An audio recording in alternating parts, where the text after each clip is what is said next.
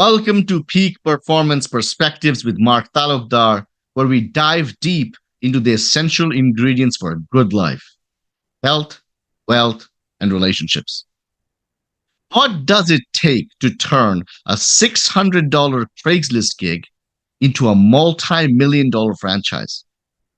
Can a simple, familiar idea hold the key to entrepreneurial success? In today's conversation, we sit down with Wade Swickle, founder and CEO of Two College Brothers Moving, Storage, and Franchising, host of the Grow Your Moving Company podcast, and co-founder of Moving Titan Retreats. Wade explains how he took a simple college hustle and quickly grew into a thriving moving company, which he later expanded into multiple franchises. This is not your average success story. This is a story of relentless hard work, strategy, and the power of relationships.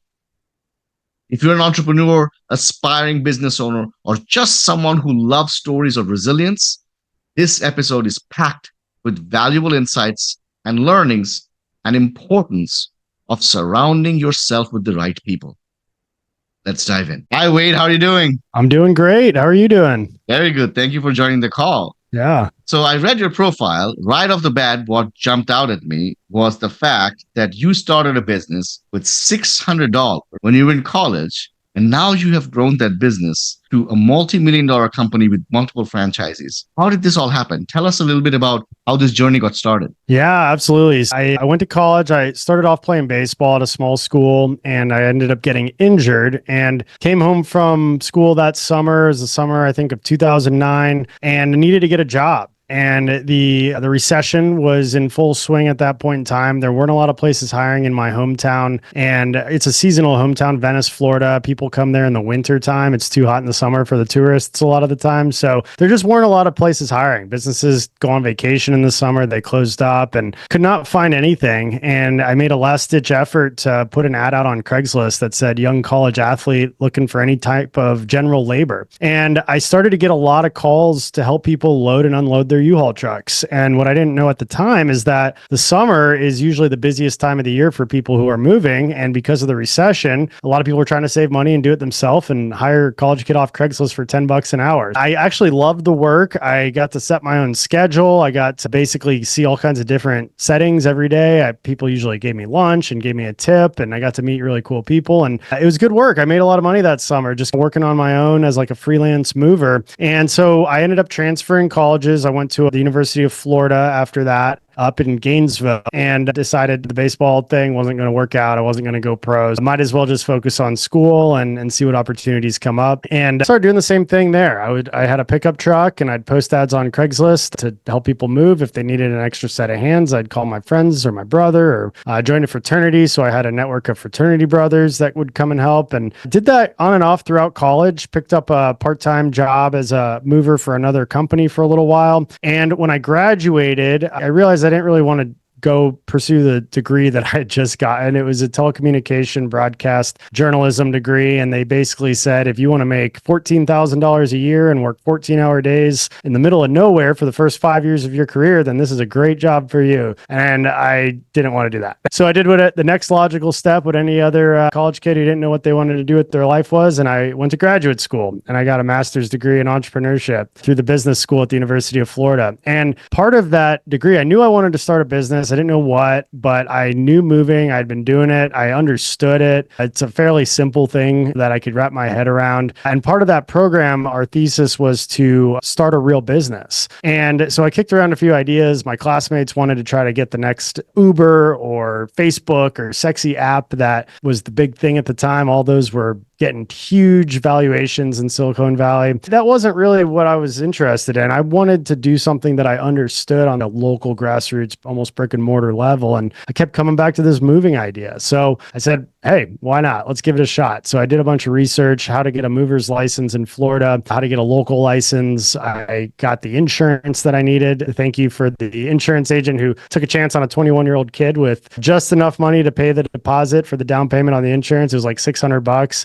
And I got my license that summer. It was 2012. And I started continuing to just post the ads on Craigslist. But now that I had a license, I could charge more. I started to print business cards and flyers and build relationships at apartment complexes and trying to chamber of commerce. I joined every single networking group I could think of, from the chamber to the charity philanthropies. I became involved with the chamber as a diplomat. I did BNI. I did Realtor Association, Builders Association, Apartment Association, really just anywhere that was low cost that I could get out there and shake hands with the right people that hopefully would send me some work. And at that point in time, my business was actually called Smarter Moving Solutions. And there was another company in Gainesville that started a couple years prior to me with a couple of college kids called Two College Brothers. And I loved the branding that they had done. They had been very well known amongst the sororities. They were helping all the sorority girls out, and they were like the go-to movers for the students. And I was like, man, I just really looked up to them. I kept one of their flyers on my desk for the 2 summers that we competed against the original Two College Brothers, until one day they just graduated from my master's program. I was a few months out of that, and I got a call from one of the brothers, first time I'd ever spoken to him, and he wanted to sell the business and go do other things. They got tired of moving. So I was like, wow, I've never bought a business before. I don't really have that much money to buy a business. I have no idea what I'm doing. So I met with them, and we ended up working up a deal. They wanted $45,000 for the business. I made an offer of $15,000, even though I didn't have that money. And they said, oh no, we're going to see if we can get 45,000. And so I was like, all right, a couple weeks go by, got an email, and they're like, we'd like to accept your offer for $15,000. So I was like, wow, just out of the blue. I remember sitting at I think I was at brunch or something with my friends when I pulled up my email and said it to my friends, let's celebrate. I was like, yeah, except how am I going to get this 15 grand? So I reached out to my brother, who he's been working in corporate America for a long time, and said, hey, here's the situation. Would you be open to maybe lending me 15 grand? I'll pay you back over 3 years. And he did. And I bought the business. And for a while, I had the 2 companies that operated under different brands, Smarter Moving Solutions and Two College Brothers. I thought that maybe Two College Brothers would be the college student moving company. Smarter Moving Solutions would be more of the residential and corporate commercial moving company. But I realized pretty quickly that running 2 separate brands was very expensive and very just confusing. And I wasn't able to put 100% of my effort into one brand. So after a few months of trying to do that, I decided to just consolidate everything into this business that I just bought, Two College Brothers. They'd been around longer. They had more market share. They were getting more leads, and they just had a better website, better infrastructure, better systems, processes. So I just decided to go all in on that. And at the time, they actually, when I bought it, they had like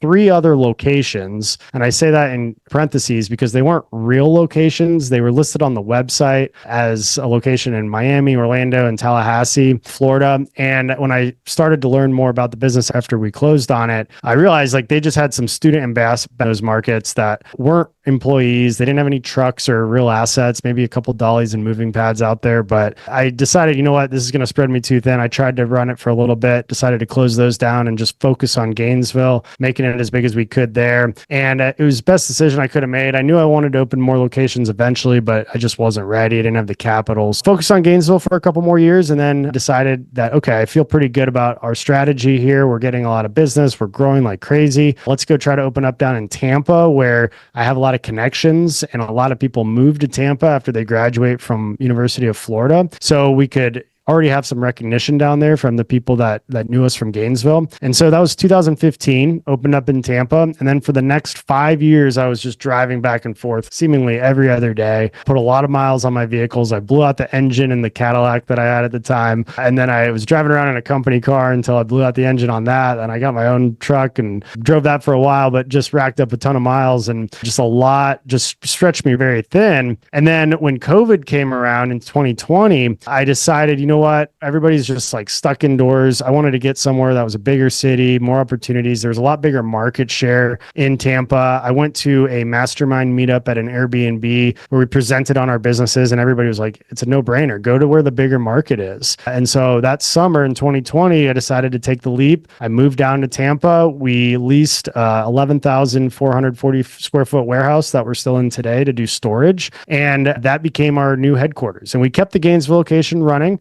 And I basically would still go up there quite often. We had a manager up there though. And I basically focused my efforts on growing Tampa because I saw how much potential there was here. And up until last year, that's what we were doing until I decided, you know what, it's time to franchise. I'm really confident about our model, about our systems, our processes, our marketing, our website strength. And I host a podcast called the Grow Your Moving Company podcast. And I had a listener reach out to me through that podcast that was interested in starting a moving company in Florida. He came down to one of our mastermind retreats that we started hosting back in 2022. And we ended up hitting it off and decided we worked out a deal to where he would buy our Gainesville location as a franchise. I got all the paperwork done to become a legitimate franchise company as a franchisor.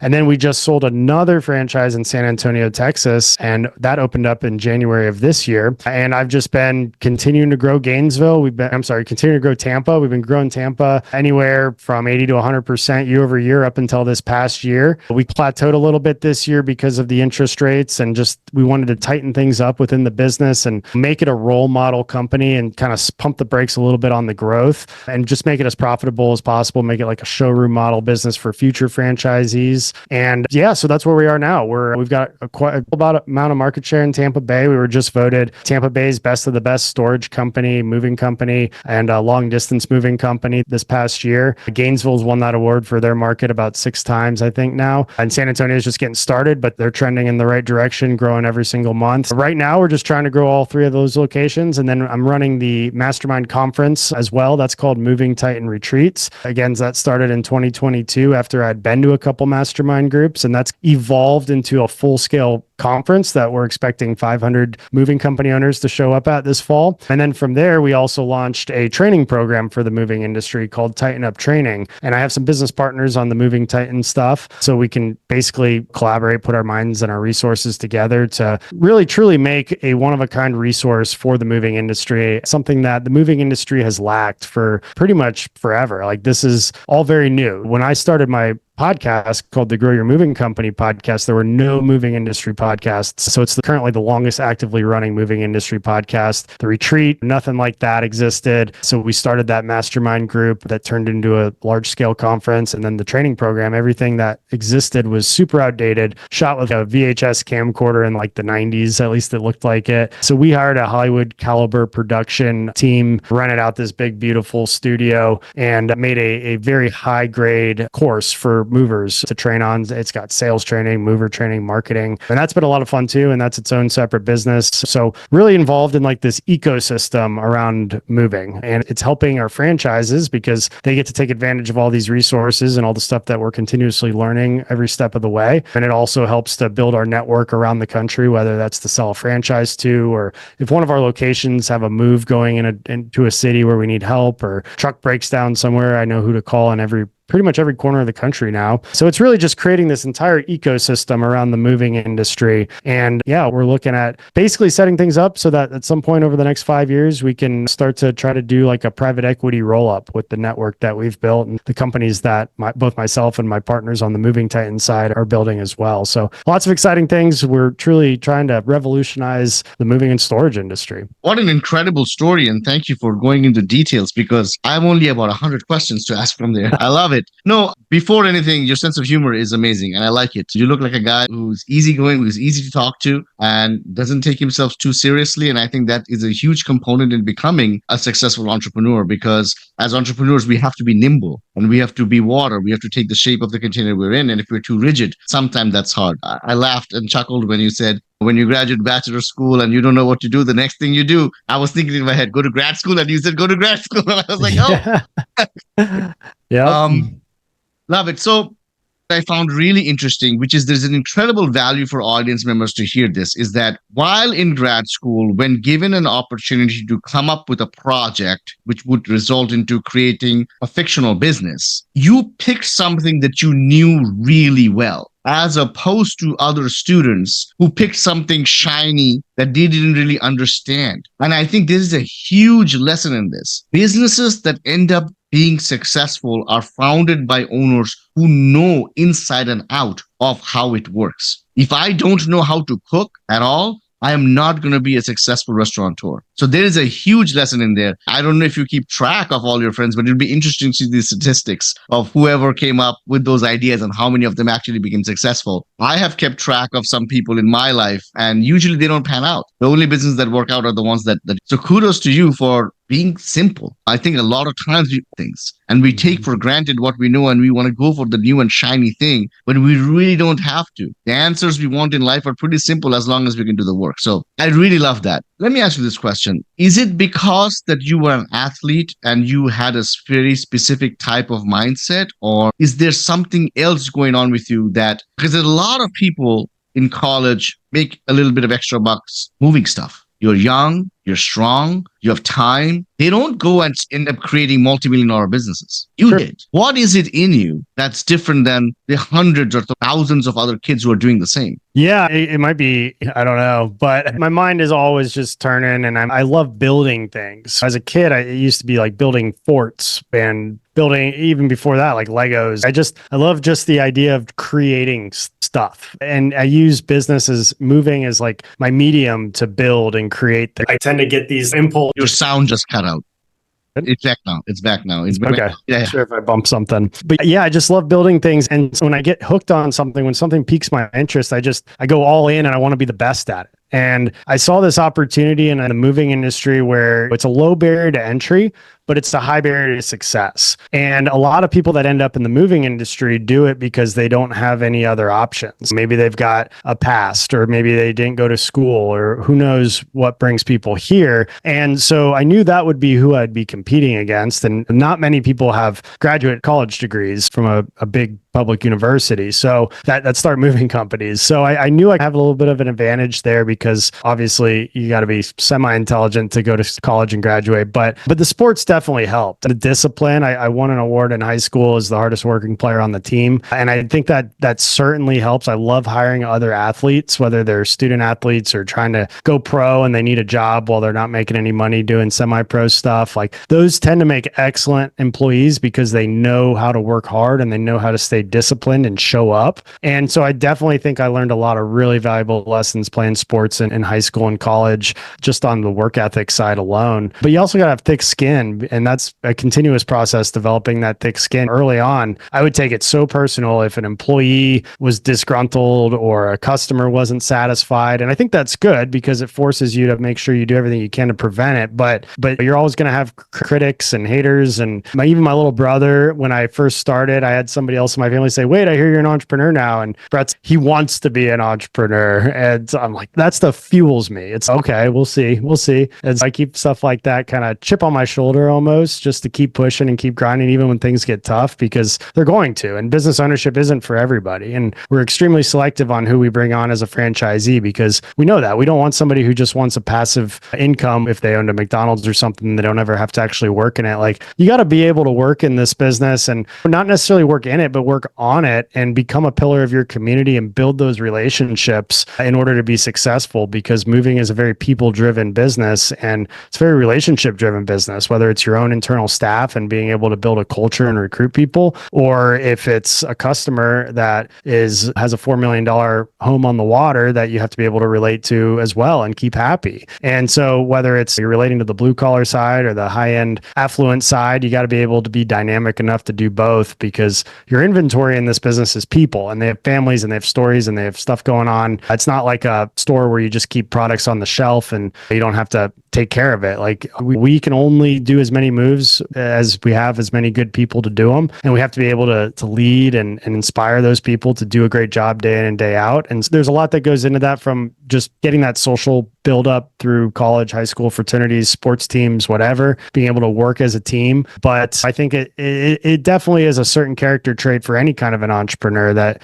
you have to possess. You got to have a little bit of natural leadership ability. You have to be able to work hard, stay disciplined, have thick skin, and be able to just keep going when everybody else tells you to slow down. That's been the biggest thing, and just that desire for excellence. And that's what it takes to succeed in any business. When you look back at your graduate degree in entrepreneurship, running a very successful business now, how much of the knowledge was from the degree that you received actually helped you in building and scaling this business? and how much of that was just figuring it out as you go? Yeah, I like to say all the time, I learned more in my first year of real reality business ownership than I did in probably my however many years of schooling, including college and a graduate degree. Don't get me wrong, I definitely took away some things from college and from that, but I think college was more kind of learning how to learn and learning how to socialize and work on group projects with teams and building a network. I think there's definitely some value there, but nothing replaces just getting your hands dirty and doing the real thing. And I tell other people that want to start a business to go and work for a company, work for as many different types of companies as you can, even if it's a low paid entry level job doing something, because that's going to help you figure out like where your strengths and weaknesses are and what kind of industry you want to be in. And I draw from those work experiences. I've been working since I was 15 with all kinds of crazy different jobs. And I draw from a lot of those with how I make decisions and how I manage my own business based off of where the good experiences were and then what not to do from where the bad experiences were. So definitely encourage you to get out into the real world, get your hands dirty, work in different industries. And then when you're never maybe really ready to start your own business, but you got to have some courage to just take that leap and then be ready to figure it out on the way and know there's going to be challenges and adversity and just embrace it and face those head on and just have a mindset of it's not, can I do this? It's how can I do this? Love it. Not about can I do this, it's how can I do this. I love it. And everything you said, there's so much truth here. And everybody listening to this really should get it that almost every entrepreneur that I've interviewed, when asked about the actual knowledge that they received from an official degree or books or courses they've done, it's the real experience far supersedes that. The tip of your tongue was the discipline and the hard work and the consistency and the focus and having a tough skin. And a lot of these attributed from sports. And you didn't mention even once that the degree that you received, the exceptional knowledge that you received, right? So many of us think that if we read just one more book or if we just went and get one more degree, we would be ready. But in reality, we would never be ready because, like you said, it's about taking the leap, believing in yourself, taking small calculated risks, and then figuring it out as you go. Yeah, and you got to be addicted to learning even after the college experience ends. I've always got some kind of a business or personal development book going. I've got Audible subscription where I get 2 books a month. I've got hard copy. I think Audible's great, but nothing replaces actually reading because it stimulates your mind in a different way. And podcasts, I listen to podcasts. I host a podcast where I can use it as a calling card to talk to all kinds of interesting people that I want to talk to. Like yesterday, even though my podcast is around the moving industry, I did a podcast with top performing Spotify music artist. He's got like hundreds of millions of downloads on Spotify. Nothing to do with moving, but there's a whole business model behind that. And it's just somebody who I thought was interesting that I wanted to talk to. And one of the biggest takeaways was how he built his social media following and got his music into the masses. So you can always learn from different people. It doesn't have to be your industry, but I definitely think to find somebody super successful in your industry and seek out that mentorship is extremely valuable as well, which is why we host our conferences and bring everybody together. Because sometimes those hallway conversations are the most valuable things you can get. You can ask very specific questions to your business from somebody who's been there, done that, and succeeded with it. I think, you gotta be a lifelong student after college, after schooling, after the formal education. The education is great to prove that you can stick with something for a period of time and graduate from it. But like I said before, you learn how to learn there, and then you got to continue that learning process any way that you can from people that have achieved a lot of success. Incredibly important, a big value of mine, a big core value. Absolutely. And everything that I know, I've learned it from another resource, whether it be a person or a book. But sometimes, somehow, we get into this trap where we sometimes feel we just have to figure it out all on our own. And I think that's the best way to get stuck. So the idea of continuously learning, despite running multi-million-dollar businesses and having so many franchises, you're still learning because you're still realizing that there's knowledge that others have that you just don't have that you're trying to absorb. So I love that. Let's talk about some other challenges that beginning entrepreneurs face, right? You've been in this moving thing for a little bit. You have a little bit of an understanding of how this works. It's simple enough that you think you can tackle it. You gather $600. You go get your license, you have a truck, you can officially now be a business, right? You talked about going places places, going to organizations, setting up partnerships, putting your name out there, right? Let's drill a little bit deeper there because that is somewhere a lot of businesses get stuck, right? There is a product, they create a product, but they suck at marketing. And sometimes they suck at marketing the product or they suck at marketing themselves. So tell us a little bit about some of the obstacles you faced, what you did to go around it. What was the creative thought process drove you to going to all these places to put yourself out there? And how did you deal with the fear of uncertainty? Because it could have not worked out. How did you get through that phase? Yeah, there's a lot of instances where I didn't know if I was going to be in business the next month. We've definitely faced a lot of adversity along the way. And the best advice I have is just keep going. You got to just stay persistent and you got to try to find the answer. Again, it's not can I do this? It's how can I do this? If somebody else has done it before, there's a way, there's a path. And I think getting out into the community and building the relationships with the pillars of the community and becoming a pillar of the community yourself, whether that's a local community or an industry-wide community or whatever, it's going to open doors. Your network is your net worth. And it's really important to keep that in mind because you never know if you're going to have to call on a favor. If somebody has to call on a favor to you, that's going to then lead to some reciprocity down the way that is going to open up a door for you. Just putting yourself out there, if you just stay holed up and behind your computer all day, it's very hard to find those open doors and those opportunities. But when you can get around high performing people, it's going to elevate you to perform at a higher level just by osmosis. They say you're the 5 people that you surround yourself with. You're the average of their weight, their bank account, their work ethic, their bad habits, their good habits. And when you hang around, if you hang around a barbershop, you're going to get a haircut. That's just how it is. It better be a good haircut. Yeah. Wow. I had never heard that one before. If you hang around the barbershop, you're going to get a haircut. I love it. Let's not talk about moving industry. Let's just pick any other industry and just give an example of what you just said. Because a lot of people might be like, oh, I'm a dog trainer. I want to go out in the community and I want to build relationships. I'm afraid people are going to know that I really am trying to get some leads. How would one approach if you're back in grad school and you're running a business of a dog training business, right? And you just opened up your own facility, you do in-person training, and you do, I don't know, a remote program. What are some things you would do to market yourself, to build those relationships with the community? Yeah, I'd try to find the best dog trainer in the country and reach out to them using something like a podcast or some kind of like tool that's like a calling card that could potentially create some value for them by helping get the word out about that company. I think create value for other people before you start asking for the value. I see it all the time at some of these networking groups. I don't go to as many anymore, just I don't have as much time as I did in the beginning. But in the beginning, you have all the time in the world. Your time is worth more than money at that point, where your time becomes much more valuable as you get bigger. But the best thing to do is to just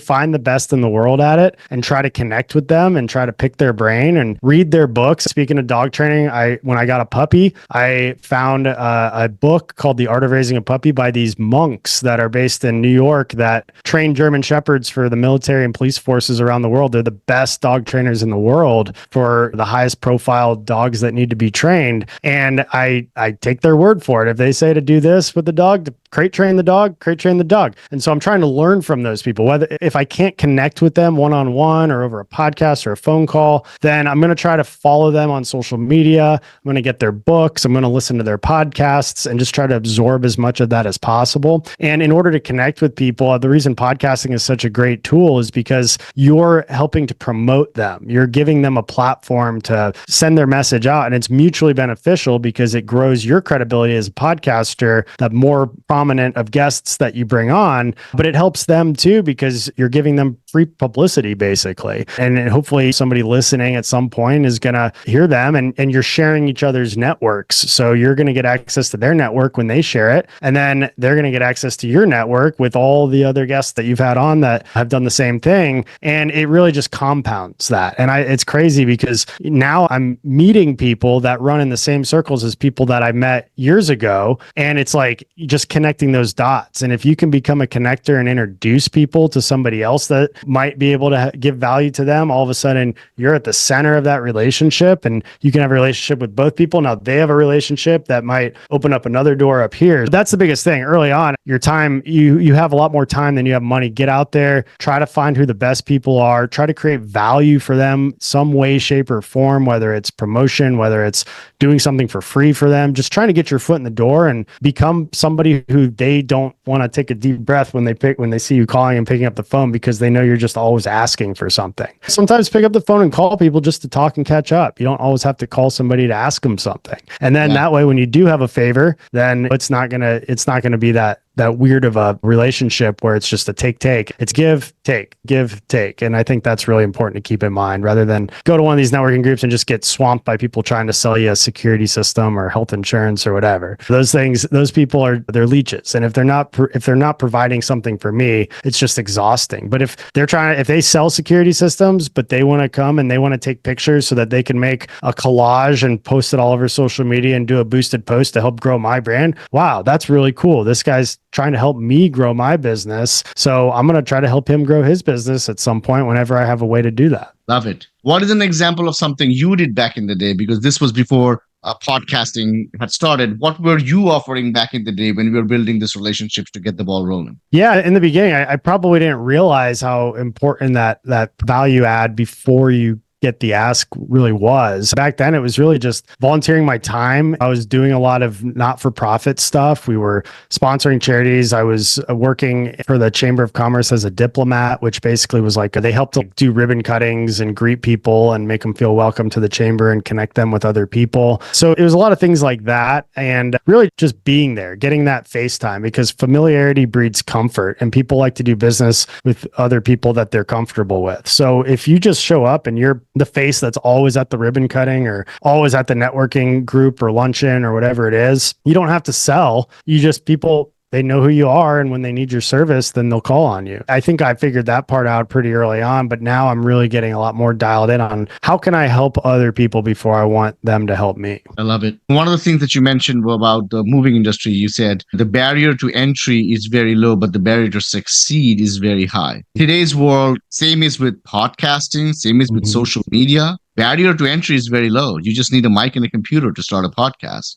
Right. You just need a camera phone to create a video and put yourself on social media. If you were to advise based on your success on your journey, having killed it in another area where the barrier of entry was low and barrier to succeed was high, what advice would you give them for entrepreneurs these days who are trying to use these tools? Because you start a podcast and you realize you're ranked 1200. How do you get past that and keep on moving? Yeah, you just got to figure out your own niche. I think niches get riches. I tried to start a podcast before my moving company podcast that was just like a general business podcast. And it was really tough to get traction because there's a lot of just general business podcasts without a clear message or a clear direction. But then as soon as I started the moving industry podcast, there weren't any moving industry podcasts. And all of a sudden I built a niche audience of moving company owners, which has opened up a lot of doors in this moving ecosystem. So I think trying to find your niche, figure out what best and what you're really good at, and just going hard on that, and then just staying consistent. They say if you can do 20 podcasts, it puts you in like the top 3 or 5% of all podcasters. Most podcasts go like 7 episodes and then they get bored and quit. Like it's just staying consistent and proving that it's not just the flavor of the week, that this is you. And it may take a few years to become an overnight success, but the people that tend to be successful in any endeavor are the people that are consistent and they're always looking for ways to improve and get better and get around the other people who are also the best. And so I think hopefully that answers your question, but a lot of things are low barrier. It's just, you got to become the best at a certain niche, and then you can expand on that as you grow and get momentum. Yeah, what you just said is very deep. And the idea of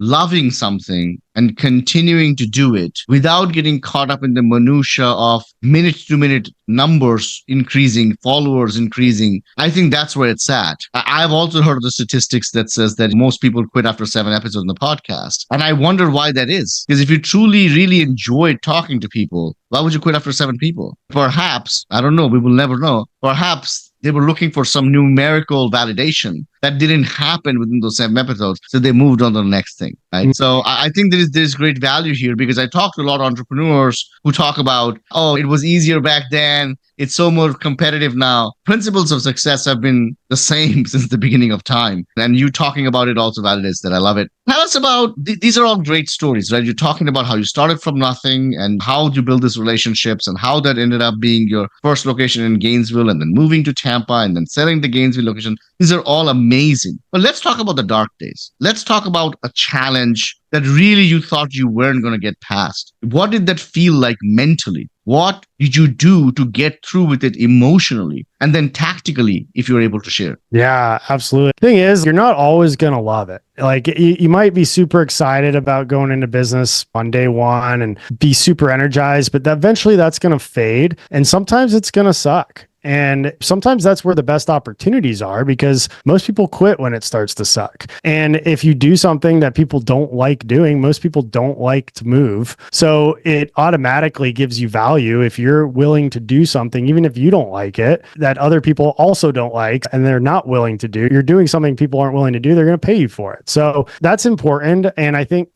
there's going to be tough times. There's going to be dark days. I can think back to our first really big scare was in 2017. Didn't know really what I was doing. And we got a 6-figure project. Up until that point, we were just mostly doing residential moving, smaller stuff. And this big opportunity fell into my lap that I got super excited about. I was like, wow, this is going to make my business. Like we'll finally made it. And it was a big commercial installation project. So we had to do all the receiving and delivery of all this furniture for student housing that was furnished housing. Then we had to put it all together, place it in the rooms, haul away all the trash. And I didn't know how to price that, how to quote it, how to manage it. We had to hire a lot of temporary labor for it. And I didn't know how to manage that kind of workforce. A lot of people that were just really rough around the edges, and it caused a lot of problems. And even though the project, I think we collected around $100,000 to do, it ended up costing us almost twice that in expenses because of all the inefficiencies and all the things and I think the company that hired us took advantage of us too, knowing we didn't really know what we were doing. And they thought they were going to get basically a steal out of it. It was a big furniture company that had hired us for that project. And it was tough.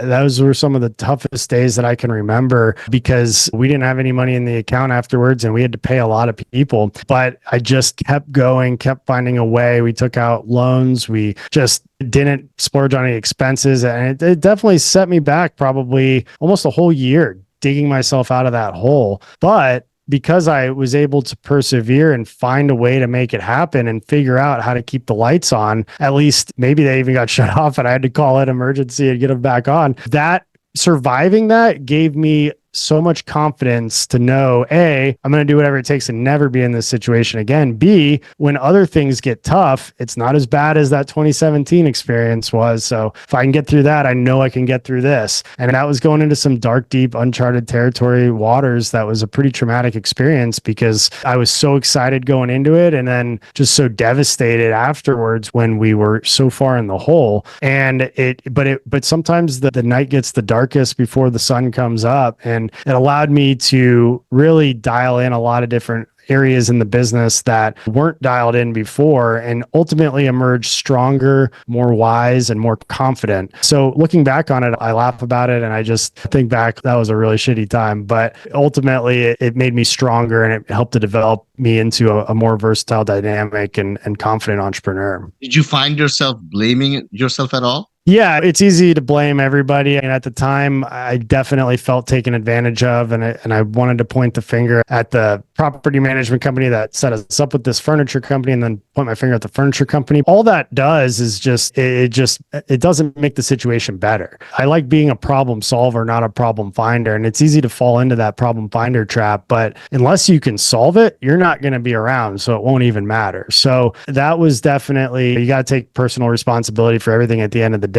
Even if somebody else is blatantly at fault for screwing you over, at the end of the day, you're the one who agreed to work with them. You're the one who is in charge of accepting the bid that they gave and hiring the teams and going through with the process. And so you got to take responsibility and own up to that and find a way out of it. Absolutely. So having obviously been someone who started a business from scratch and now being somebody who also allows people to franchise. What are the pros and cons, would you say, for somebody who's looking to start their business, doesn't know if they want to go the franchising route or starting a business from scratch? What are some things you would tell them to look for within themselves and in the industry they want to get into to make the decision? Yeah. So the best part about franchising is it's going into business for yourself, but not by yourself. You're following a proven recipe, a proven system, a proven marketing strategy, and you get a lot of those economies of scale when you join a franchise organization. We have a centralized call center here in Tampa that can help our other franchisees with booking moves so they don't have to go hire a sales team. Saves them a lot of money with that. We get better deals on equipment, materials, trucks, softwares, whatever, because we can basically pay for it once and then divide that out over 3 different companies rather than, and as we grow, it's going to get even better and better, rather than each company have to pay the full amount for those types of things. There's more of a support system behind you. We have weekly coaching calls with our newest franchise in San Antonio on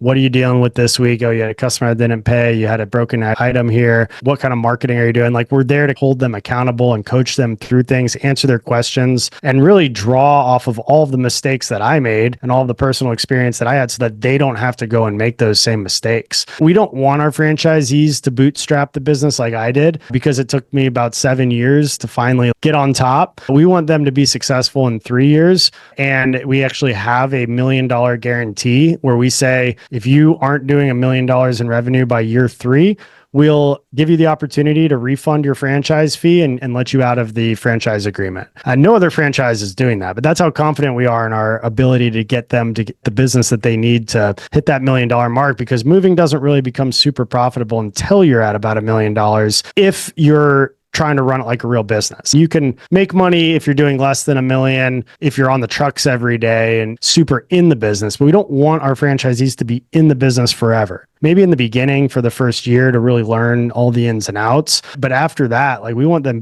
working on the business and building it up. We do have certain capital requirements to come in. You have to have a certain net worth. I think it's about $200,000 net worth. You're looking at probably investing around $100,000 to get the trucks and the equipment, everything set up so that you can have that head start that I didn't have, and basically condense a 7-year process into a 3-year process. So that's one of the benefits of franchising. And then ultimately you have that support team behind you, and you have the proven model to follow, the systems and processes that we've developed over the last more than a decade. You've got all the marketing strategies that I've learned over the last 12 years that you don't have to relearn on your own because they're already done for you. And then you have the branding leverage because people see trucks all over the place. So we're a moving company. People move from city to city. So if they used us in one city, they move to another city and they had a good experience, then they're going to call that local city's franchise and work with them. The trucks are driving on the road all over the country. Even in San Antonio, Texas, it's almost 1,000 miles away from where we are here in Tampa. People have heard of our company in San Antonio because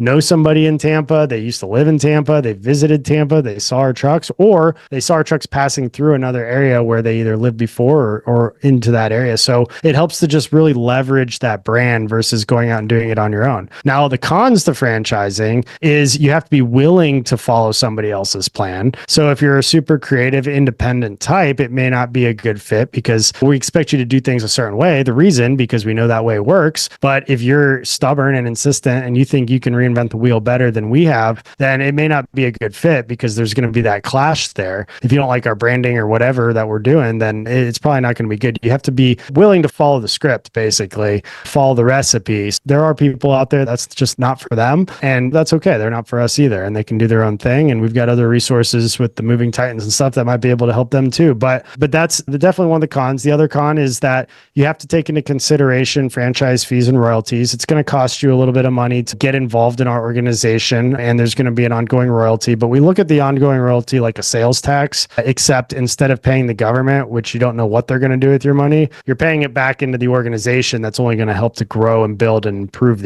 your livelihood specifically. So that's definitely a con that some people don't like, but we have ways that we can build it into the pricing so that it doesn't even really make a big difference. That it's basically like charging sales tax at a restaurant or a retail store when you go to purchase something. You just build it into the price or add it on. That's another con, I'd say. I think that those are probably the biggest two. You give up a level of independence, and there are some fees involved, but there's benefits to doing that too, because you're still independent. You still own your company 100%. You're just expected to follow certain guidelines, but they're guidelines that work, and it's in your best interest to follow those. Absolutely. And there is so much value in this because a lot of times when people are wanting to start a business, I think automatically their brain goes to, I got to create something from scratch. Mhm. And then depending on your age, depending on your skill set, depending on your location, depending on how much time you have, how much experience you have, it might be extremely intimidating to go and do something from scratch. Whereas when Mhm. you're franchising, you are also a real business owner. But instead of having to grind it out for 20 years